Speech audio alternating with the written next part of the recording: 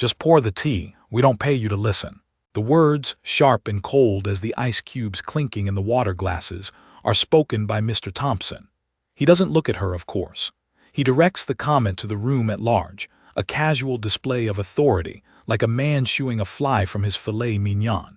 His gaze remains fixed on the quarterly reports spread across the mahogany expanse, a universe of numbers that holds more reality for him than the woman standing less than 3 feet away. Her name is Anya. She doesn't flinch, she doesn't pause. Her hand holding the chilled silver pitcher remains perfectly steady. A lesser person might have let a single drop spill, a tiny, satisfying act of rebellion. But Anya's professionalism is a fortress, built brick by silent brick over years of being treated as part of the decor. Her movements are fluid, economical, a quiet ballet of service that no one in this room is equipped to appreciate. She moves from one leather chair to the next, refilling glasses, her presence as unobtrusive as the hushed hum of the building's climate control system. The boardroom is on the 52nd floor, a glass-walled cage suspended over the sprawling city. It's a room designed to make men feel like gods, looking down on a world of mortals scurrying below. The air is thick with the scent of ambition, a sterile blend of expensive cologne, faint coffee, and the ozone tang of overworked servers. The men around the table, and they are all men, are variations on a theme, tailored suits in shades of charcoal and navy, muted ties, and the predatory stillness of apex predators waiting for a vulnerability to present itself. They speak in a low murmur of acronyms and projections, a language of power Anya has long since become fluent in, simply by listening from the periphery. Mr. Thompson's comment hangs in the air, not quite dissipating. A few of the junior executives shift in their seats, a flicker of discomfort in their eyes before they master their expressions. They are learning the rules. Rule 1. Acknowledge the hierarchy. The woman pouring the water exists on a different plane, a service provider, less a person and more a function. To make eye contact, to offer a word of thanks, would be to momentarily breach the invisible wall that separates their world from hers. Anya finishes her circuit of the table. She places the pitcher back on the polished credenza, its surface so clean it mirrors her dark uniform without distortion. Her reflection is a ghost in the wood, a woman with calm, observant eyes and a posture that carries an innate, unshakable dignity. The uniform is meant to erase her, to make her blend into the shadows, but it fails. There is a centeredness to Anya that cannot be scrubbed away. She stands by the wall, hands clasped loosely behind her back, her designated position until the next set of needs arises. From here, she has a perfect view of the entire room, the tense set of Thompson's shoulders, the nervous tap of a pen from the legal counsel, the barely concealed yawns of men running on too little sleep and too much caffeine. She sees the subtle tells they think they're hiding. She reads the room not because she wants to, but because her survival has always depended on her ability to anticipate needs before they are voiced, to understand the currents of power without ever being allowed to swim in them. Thompson's dismissal wasn't just an insult, it was a reminder of her place. You are a pair of hands, you are a function. Your mind, your thoughts, your presence, they are not required here. Her mind, however, is the one thing they cannot control. It is sharp, clear, and right now, it is cataloging the arrogance in the room, the simmering impatience that Thompson is directing toward the impending arrival of his Japanese counterparts. He sees the upcoming negotiation as a battle to be won, a territory to be conquered. Anya sees it as a conversation he is already losing, because he doesn't even know how to listen. The bitter irony of his words settles in her chest, a cold, heavy weight. We don't pay you to listen. But listening is all she does. She feels the phantom sting of 100 similar comments from a dozen other boardrooms. The sting fades as it always does, replaced by a quiet resolve. She is a professional. Her work is her shield. She will perform it with a grace and precision they cannot comprehend. Would you endure this? To be so present yet so completely unseen, your worth measured only by your silence and the fullness of a glass. She takes a slow, steadying breath, the air tasting of refrigerated air and indifference. The meeting hasn't even truly begun, and she already knows these men are in trouble. The door glides open, and Mr. Sato enters, followed by his delegation. The energy in the room shifts. The loud, boisterous confidence of the American team deflates into a tense, formal rigidity. Mr. Sato is a man in his late 60s, with a posture as straight and unyielding as a winter pine. His presence commands a natural gravity. Silence follows him into the room. Anya moves forward from her post by the wall. This is the second phase of her duties. She carries a lacquered tray bearing a set of delicate porcelain teacups. Each cup is a whisper of craftsmanship, thin enough for light to pass through, adorned with a single, subtle brushstroke of a cobalt blue wave. The teacups are her responsibility, a detail no one else considers but one she treats with the utmost seriousness. They are the first gesture of hospitality, the opening note in a complex symphony of negotiation. She places a cup before each member of the Japanese delegation with a barely perceptible bow. Her movements are a stark contrast to those of Thompson's team, who shift papers, tap screens, and cross and uncross their legs with restless energy. One of Thompson's vice presidents, a man named Henderson, nearly knocks over his water glass while reaching for his tablet. Anya, without seeming to look, adjusts her path to place his teacup just outside the radius of his chaotic energy. The official interpreter, a young, sweat-beaded man named David, begins his work. He stands slightly behind Thompson, his voice strained. Anya, pouring the steaming green tea, catches the first error. Thompson speaks of aggressive market penetration. David translates it to something closer to forceful entry, a term with jarring, almost violent connotations. A flicker of something unreadable passes over Mr. Sato's face. Anya continues pouring, the stream of pale green liquid an unwavering line from the pot to the cup. She notices everything. The way Mr. Sato's hands rest, calmly folded, on the table. The way his junior analyst's eyes follow her movements, a silent appreciation for the order she brings to the room. The way Thompson leans forward, his body language that of a predator, while Mr. Sato's is that of a mountain, unmoving, ancient, powerful in its stillness. She hears another stumble from the interpreter. A reference to quarterly deliverables is translated with a word that implies a short-term, almost transactional demand, stripping it of any context of a long-term relationship. It is a small thing, a nuance lost, but in this room nuances are everything. They are the invisible threads from which trust, or distrust, is woven. She finishes serving the tea and returns to the credenza, her work a silent rebuke to the noise and imprecision of the official proceedings. The porcelain teacup sits before Mr. Sato, a perfect, fragile circle of respect in a room that is quickly losing its grasp on the concept. To Anya, the cup is not just an object of service, it is a standard. It represents care, tradition, and an attention to detail that is currently, disastrously, absent from the American side of the conversation. If that happened to you, what would you do? Stand by in silence while your own standard of excellence is ignored and trampled by the carelessness of others. The meeting grinds on, a machine stripping its own gears. Thompson, sensing he is losing ground, decides to escalate. He wants to show strength, to put a bold offer on the table that he believes is too good to refuse. He clears his throat, a sound like gravel rattling in a can. "Let's be direct, Sato-san," he says, the honorific sounding clumsy and forced on his tongue. "We are proposing a complete and total partnership, a fusion of our strengths." He pauses for effect, a self-satisfied smile on his face. He believes this is his masterstroke. All eyes turn to David, the interpreter. The young man swallows hard, his Adam's apple bobbing. The pressure in the room is immense, a physical weight. He opens his mouth to translate.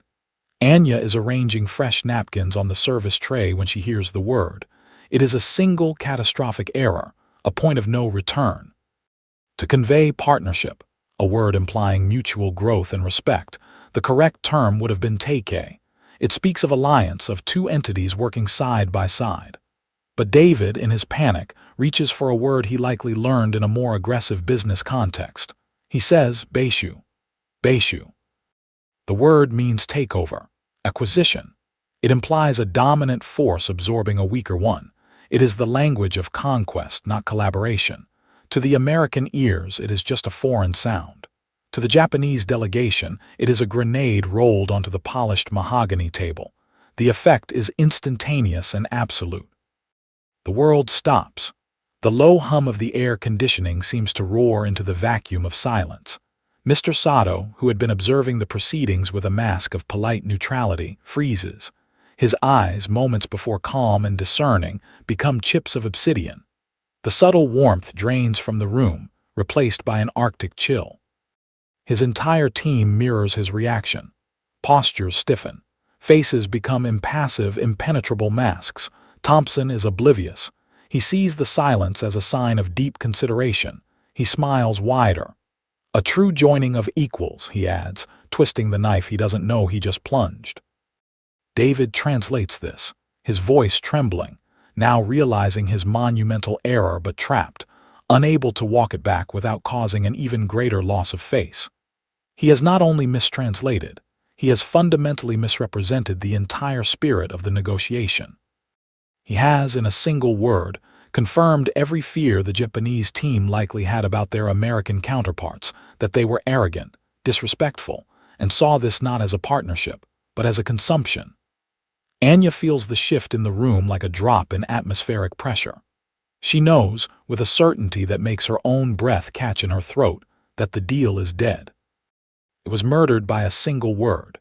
She is the only one on the American side of the equation who is a witness to the crime, the only one who understands the precise nature of the wound. The conversation is over. The only thing left is the slow, agonizing departure.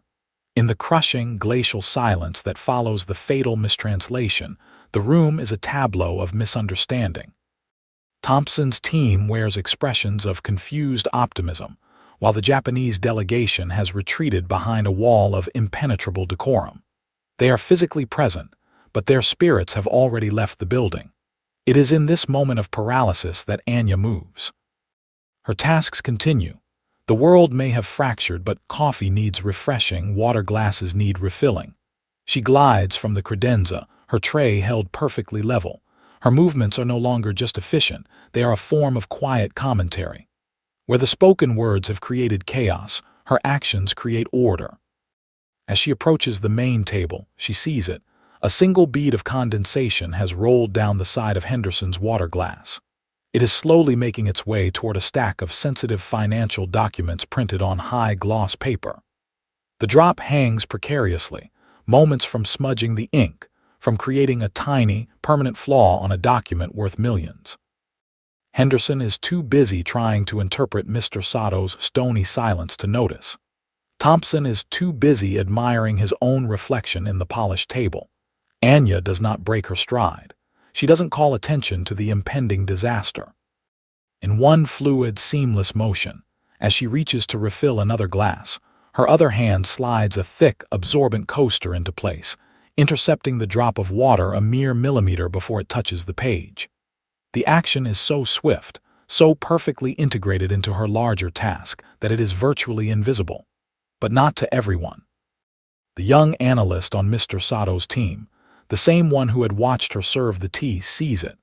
His eyes widen for a fraction of a second. He witnessed not just an action, but a philosophy. He saw foresight, precision, and a respect for the integrity of the materials. He saw a person who cared enough to prevent a problem no one else even knew existed. He looks from the perfectly placed coaster to Anya. As she turns from the table, their eyes meet for a brief, significant moment. He gives her a nod, so small and subtle it is more a feeling than a gesture. It is a flicker of communication in a room where all meaningful communication has ceased. It's an acknowledgement of a shared language, not Japanese or English, but the universal language of competence. It's a small thing, a nearly imperceptible victory, but it lands in Anya's spirit like a seed. In a room full of powerful men who have rendered her invisible, one person has truly seen her work. And in this frozen landscape of cultural disconnect, that small glimmer of recognition is enough to keep a pilot light of hope from being extinguished entirely. The tension in the room has become unbearable. Thompson finally recognizes that his grand offer has landed not with a bang, but with a thud. He calls for a short break, his voice tight with frustration. "Let's take 15, he barks, standing abruptly, the legs of his chair scraping against the floor. His team follows his lead, gathering in a corner to whisper in panicked tones. The Japanese delegation remains seated, a silent, unified island of disapproval. But there is one person who belongs to neither group, David, the interpreter. He is a man stranded.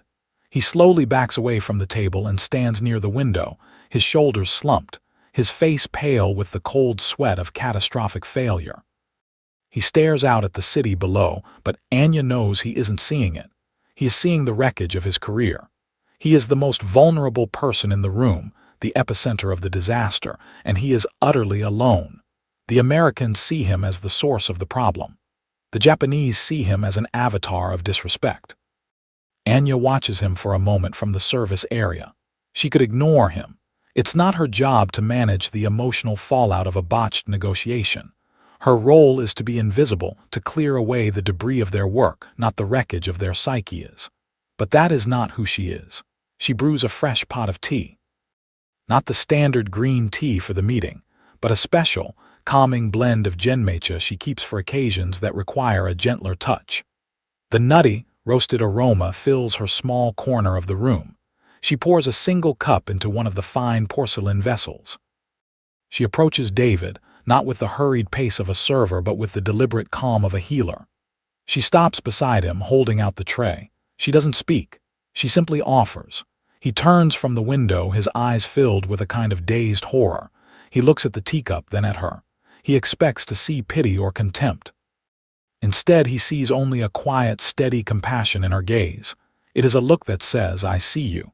This is difficult, but here is a moment of warmth in the cold." His hands tremble as he takes the cup. The warmth of the porcelain seems to ground him.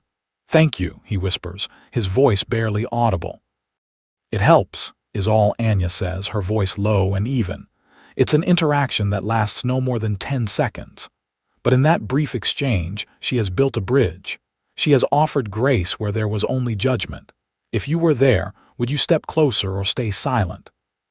In a room defined by power and position, Anya chose to connect with the one person who had lost all of both, reminding him of a shared humanity that the titans of industry had completely forgotten.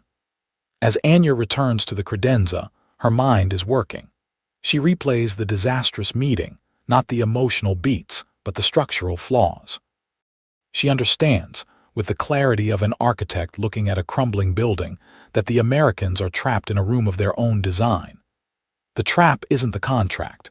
It isn't the numbers. It is their entire philosophy. They see the negotiation as a zero-sum game, a battle of wills where one side must win and the other must lose. Every word Thompson speaks, every aggressive posture his VPs take, is a reinforcement of this worldview.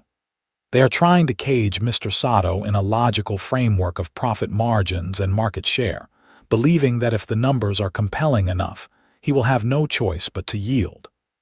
But Anya knows that Mr. Sato operates on a different plane entirely. She has served him in delegations like his for years. She has listened. She understands the concept of Shinrai. It doesn't have a perfect English equivalent. It's more than trust. It's a deep, foundational confidence built over time through consistent, honorable action. It is the bedrock upon which all meaningful business in his world is built. Without Shinrai, the most brilliant contract is just a piece of paper. The Americans, in their haste and arrogance, have not laid a single stone for that foundation. In fact, they have actively undermined it. Their loudness is a sign of disrespect. Their impatience shows a lack of foresight. Their focus on the immediate win signals that they are not a reliable partner for the long term. And the final, catastrophic mistranslation of Beishu was not the cause of the collapse. It was merely the confirmation. It was the moment the trap they had unknowingly set for themselves finally snapped shut. They believe they are losing because of a language barrier. Anya knows they are losing because of a profound empathy barrier. They cannot see the world through Mr. Sato's eyes, so they cannot understand what he values. They are trying to sell a man a skyscraper when what he truly wants is to know if the architect is a person of honor.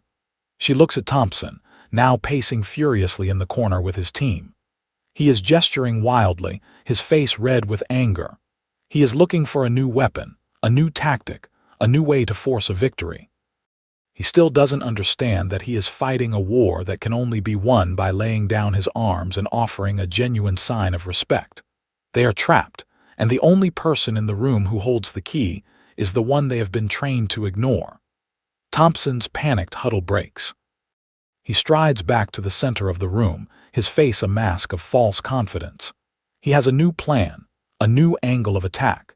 He is ready to re-engage to try to salvage the deal through sheer force of will. But as he prepares to speak, his eyes sweep the room and they land on Anya, who is standing quietly by her station. In his mind, inflamed with frustration and a looming sense of failure, she becomes a symbol of the day's disorder. She is an element he can control. "Get her out of here," he snaps to his assistant, his voice a low, vicious command. The assistant, a young woman named Clara, flinches.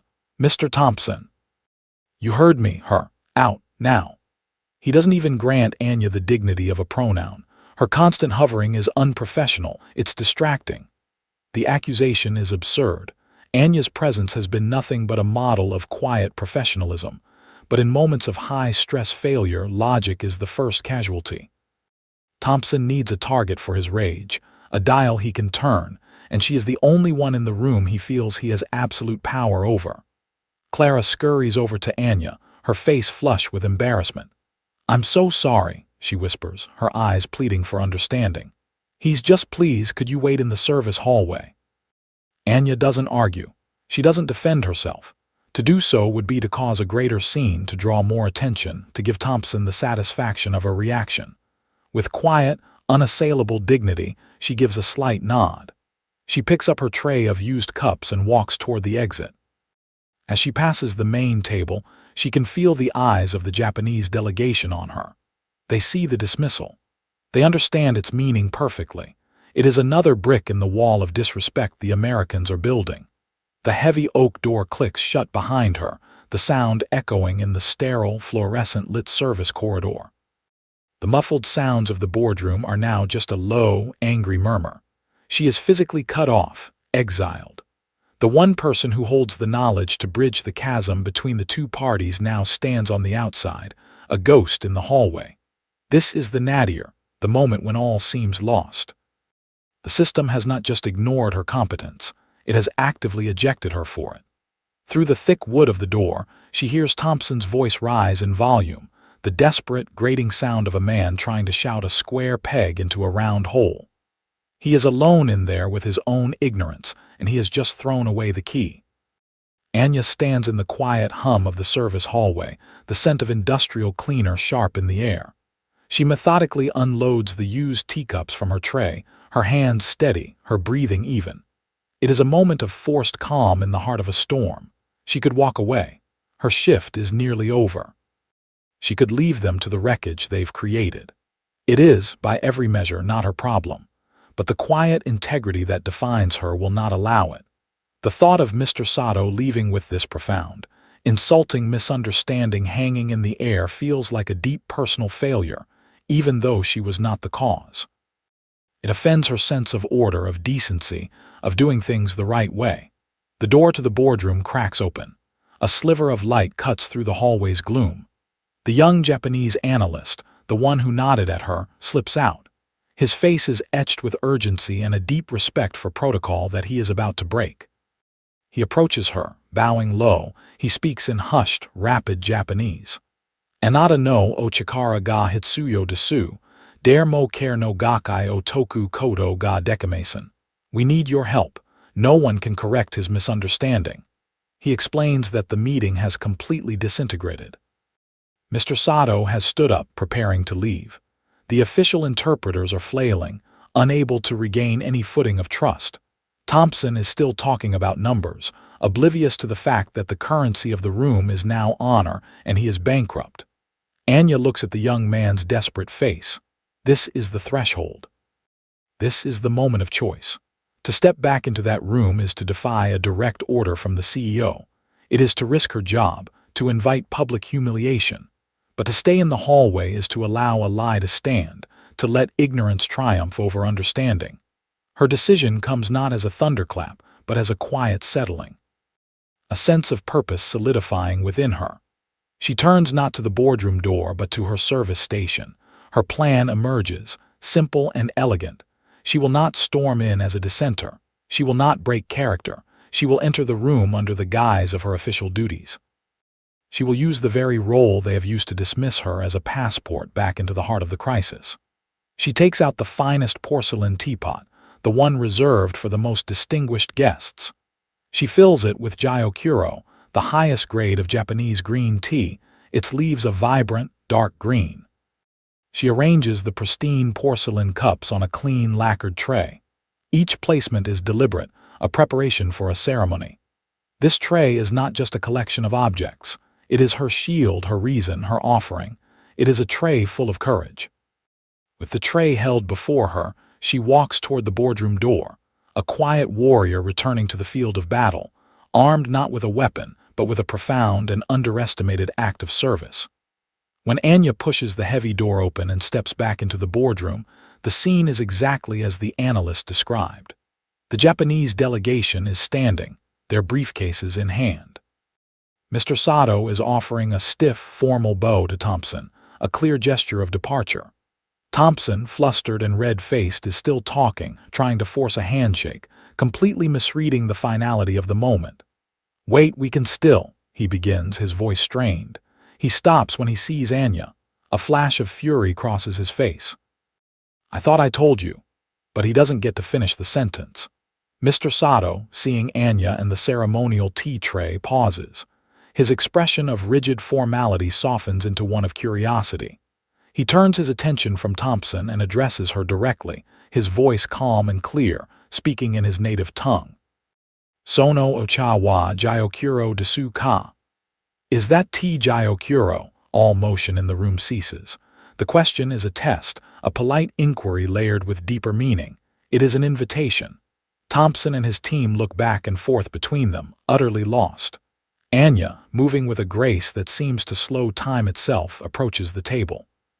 She places the tray down and responds in fluent, formal Japanese, her tone resonating with a respect that has been absent all day. "Hi, Sato-sama.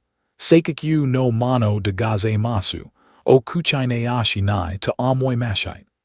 "Yes, Mr. Sato, it is the highest grade. I thought it might be refreshing."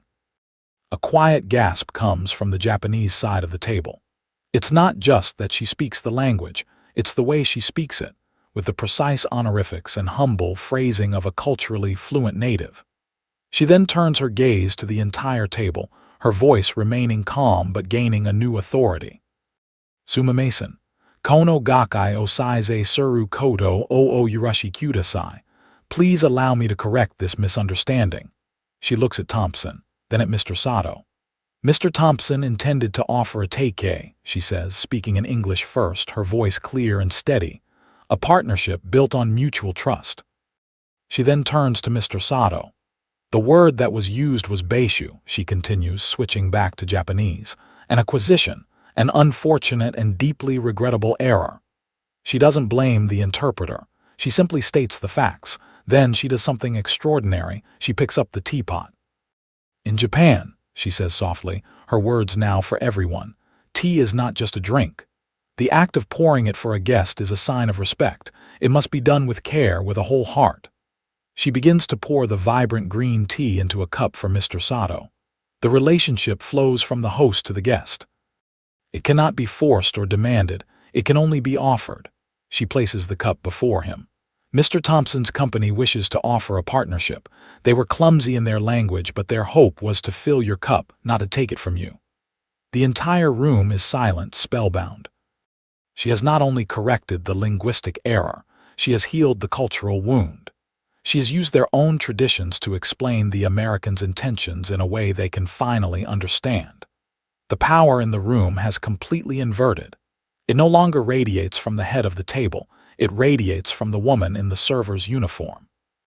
Mr. Sato looks at the cup of tea. He looks at Anya, his eyes filled with a profound, astonished respect. He then does something that sends a shockwave through the room. He turns to face her directly, and he bows. Not a slight nod, but a deep, formal 90-degree bow. A bow of immense respect, given not to a server but to a wise and honored peer. Literal goosebumps when that happened. The gesture redefines everything. In that single, silent movement, Anya is no longer invisible. She is the most powerful person in the room. The bow hangs in the air, a silent, seismic event that has permanently altered the landscape of the room. Thompson and his team are frozen, staring in a state of collective shock. They have just witnessed their target of dismissal receive a gesture of respect none of them could ever hope to command. The deal is not just salvaged, it is reborn. With Anya acting as a calm, precise conduit, the true conversation finally begins. She translates not just words, but intentions, bridging the chasm between the two cultures with a grace that is both humbling and awe-inspiring. By the end of the hour, a preliminary agreement is reached, built on the new foundation of understanding she has single-handedly laid. After the Japanese delegation departs, with Mr. Sato giving Anya another respectful nod, the American team remains, adrift in a sea of stunned silence. The adrenaline has faded, leaving behind a thick residue of embarrassment. Finally, Thompson approaches Anya. His usual arrogance is gone, replaced by a raw, humbled bewilderment. I don't know what to say," he stammers. "That was incredible. We owe you everything." He fumbles for a solution, his mind defaulting to the only language he truly understands: money and position. "We'll give you a bonus, a big one, or a new job. Head of translation, director of international protocol, name it, it's yours." This is the moment of vindication she has every right to seize, but Anya simply shakes her head, a small, polite refusal. "Thank you, Mr. Thompson, but I am not looking for a new job," she says, her voice even. "I was doing my own." Thompson is confused, "But you can't keep serving tea, not after this." "Why not?" she asks, a genuine question in her eyes. "There is no shame in service. The shame is in accepting service without understanding its value." She pauses, letting the weight of her words settle. This is her moment of justice, and she will not squander it on personal gain. She is aiming for something larger. "If you want to thank me," she continues, "don't give me a new title. Give your leadership a new education. Instead of a bonus for me, I suggest you invest that money in teaching your executives what I showed you today." She looks him directly in the eye, her gaze unwavering. "Teach them how respect is served. Teach them that the most important person in a negotiation is not always the one with the loudest voice, but the one who is truly listening. Teach them how to pour the tea." Her request is not a demand for vengeance or even for reward. It is a quiet, powerful call for systemic change. She doesn't want to climb their ladder, she wants to redesign the building. It is a form of justice so soft, so profound, that it leaves the CEO utterly speechless. In the weeks that follow, a quiet revolution takes place at Thompson's company. Anya's words did not fade away after the meeting. They became a mandate. A humbled and profoundly changed Mr. Thompson takes her suggestion not as a critique, but as a blueprint for survival. He realizes that the company's biggest vulnerability isn't in its financials or its technology, but in its profound lack of cultural intelligence. Anya is consulted. She is not offered a fancy office or a new title on a business card. Instead, she is brought into a series of meetings with human resources and executive leadership as a paid consultant. They listen as she outlines the core principles of what went wrong and how to fix it. She is calm, precise, and unsparing in her assessment. She speaks of empathy, of the importance of silence, of listening not just to what is said, but to what is left unsaid. The result is the creation of a new, mandatory training program for the company's top 100 executives. It is officially named the Intercultural Competency Initiative, but everyone inside the company knows it by its informal name, the Anya Protocol. It is not a flimsy, one-hour webinar. It is an intensive, multi-day immersion. The curriculum, which Anya helps design with a team of external experts she recommended, is robust. It includes modules on non-verbal communication, the nuances of honorifics in different cultures, gift-giving etiquette, and the strategic importance of patience. The most famous module and the most feared is the final one, the tea ceremony. Each executive, from the VPs to Thompson himself, must learn the proper, formal way to serve tea to a guest. They must learn the names of the utensils, the meaning behind each gesture, the precise temperature of the water. They are clumsy at first, their large hands fumbling with the delicate porcelain cups. They spill water. They forget the sequence. But through this tactile, humbling exercise, they begin to understand. They learn that respect is not an abstract concept. It is a practice. It is a series of small, deliberate actions that communicate care and honor. They learn the lesson Anya delivered in the boardroom, that true strength is not in dominance, but in the grace of a perfect offering. The Anya Protocol becomes a part of the company's DNA, a concrete, systemic change born from the quiet competence of a woman they once refused to see. Days after the protocol is officially launched, Anya is in her quiet sanctuary, the high-end service pantry adjacent to the main boardrooms. The pantry is a world away from the executive suites, a small, orderly space filled with the clean scent of polished silver and starched linen. She is carefully hand-washing the porcelain teacups from the meeting, each one a memory of the day the world shifted on its axis. She feels no particular triumph, only a quiet satisfaction, the feeling of a job well done. The door swings open and the young Japanese analyst, Mr. Sato's aide, stands there. His name, she learns, is Kaido. He is in a different suit today, less formal, and he holds a small, beautifully wrapped box. He bows, the gesture as natural to him as breathing. "Anya-san," he says, using the respectful suffix. "I came to say thank you again, and to bring you this." He presents the box to her. It is a gift from Mr. Sato. Inside is a canister of the same rare Gyokuro tea she served, a tea that is almost impossible to procure outside of a specific region in Japan. It is a gift of immense thoughtfulness, a sign that her gesture was not only understood, but deeply honored. "Mr. Sato said to tell you that he has had tea with kings and prime ministers," Kaido says softly, "but he has never been served a cup with more meaning." Anya is genuinely moved. This quiet, personal acknowledgement means more to her than any bonus or promotion ever could. It is a recognition from a peer, from someone who understands the language of her work. She takes 2 clean porcelain cups from the shelf. "Will you join me, Kaido-san?" she asks. He smiles, a genuine, warm expression. "It would be my honor." And so they sit in the simple, quiet pantry, away from the world of deals and deadlines. Anya prepares the tea with the same meticulous care as always. They drink in companionable silence for a moment, the rich, complex flavor of the tea a conversation in itself. There is no hierarchy here. They are not executive and server. They are simply 2 people who appreciate excellence, sharing a moment of quiet, human connection. In this small, unassuming room, her dignity is affirmed, not by a public spectacle, but by the simple, profound act of sharing a cup of tea as an equal.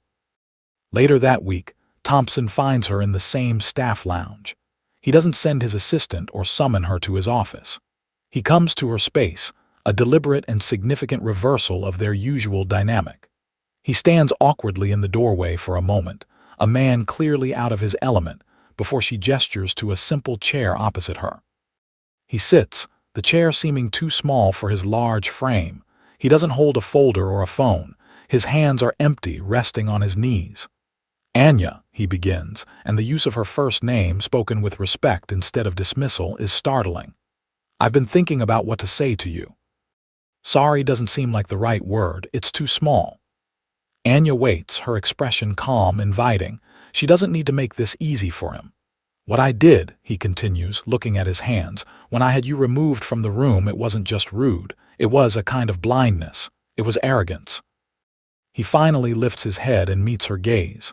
His eyes are clear, his expression stripped of its usual bluster. "I only see value in people who have titles, who sit at the table. I never once considered the value of the person who sets the table. The standard of excellence you hold for your work, the precision, the foresight, the grace under pressure, it's a standard I have rarely seen in my own VPs. This is the acknowledgement that matters. It's not a vague apology for being a jerk.